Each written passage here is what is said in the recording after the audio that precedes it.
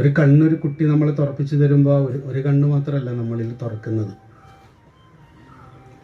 അപ്പം ഞാൻ ഓർത്തത്, ഞാൻ ഈ നിത്യനെ കാണാൻ പോയപ്പോൾ, അതായത് 25 വർഷം മുൻപ്,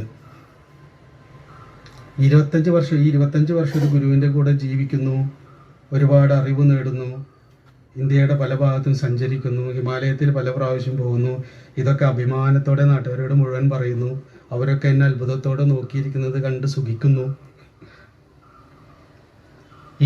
ഇത്രയും കഴിഞ്ഞ ആൾ പെട്ടെന്ന് ഈ മോനത് പറഞ്ഞതിന് ശേഷം ഞാൻ ആശ്രമത്തിൽ പോയി, വയനാട്ടിൽ പോയിട്ട് ഇങ്ങനെ ഇരുന്ന് ഞാൻ ആലോചിച്ചത്, 25 വർഷങ്ങൾക്ക് മുമ്പ് ഞാൻ നിത്യനെ ആദ്യമായിട്ട് കാണാൻ പോയി, അദ്ദേഹത്തിൻ്റെ കൂടെ താമസിക്കാൻ തുടങ്ങിയ സമയത്ത് ഒരു കുടുംബം അദ്ദേഹത്തെ കാണാൻ വരികയാണ്. ഇത്രയും വർഷം മുൻപാണ്. അപ്പം ഞാൻ യതിയുടെ കൂടെ ജീവിച്ചിട്ടില്ല എന്ന് മനസ്സിലാക്കുന്നത് അന്നാണ്. വെറുതെ അവിടെ കൂടെ കഴിഞ്ഞു എന്ന് മാത്രമേ ഉള്ളൂ. ആ കുടുംബം വന്നിട്ട് ഒരു അച്ഛനും അമ്മയും അവരുടെ മകളും ഹസ്ബൻഡും 3 മക്കളും. ഞാൻ റൂമിൽ പോയിട്ട് അദ്ദേഹത്തോട് പറഞ്ഞു, ഗുരുവിനെ കാണാൻ വേണ്ടി ഒരു കുടുംബം വന്നിട്ടുണ്ട്. അപ്പോൾ അദ്ദേഹം പറഞ്ഞു, അവർക്ക് എല്ലാവർക്കും അവിടെ കസേര ഇട്ട് കൊടുക്കും, ഞാൻ അങ്ങോട്ടേക്ക് വരാം. കൂടുതൽ ആളുകൾ വന്നാൽ ഹാളിൽ വന്നിരുന്നാണ് അവരെ കാണുക. അങ്ങനെ ഗുരുവിൻ്റെ കൈ പിടിച്ചു വന്നു. ഞാൻ അച്ഛനും അമ്മയ്ക്കും ഹസ്ബൻഡിനും വൈഫിനും കസേര ഇട്ട് കൊടുത്തു.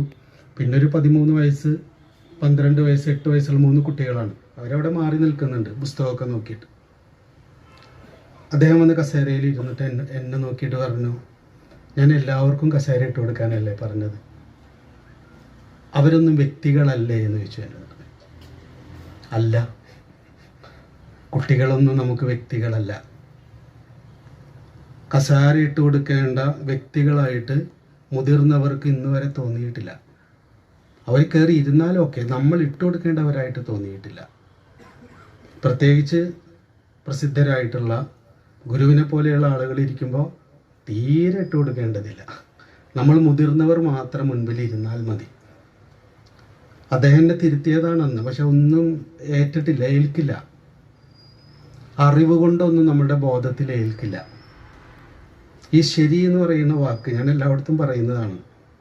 ശീലിച്ച് ഉറച്ചത് എന്നാണ് ശരി എന്ന വാക്കിൻ്റെ അർത്ഥം. നമ്മൾ ഏറ്റവും കൂടുതൽ കാലം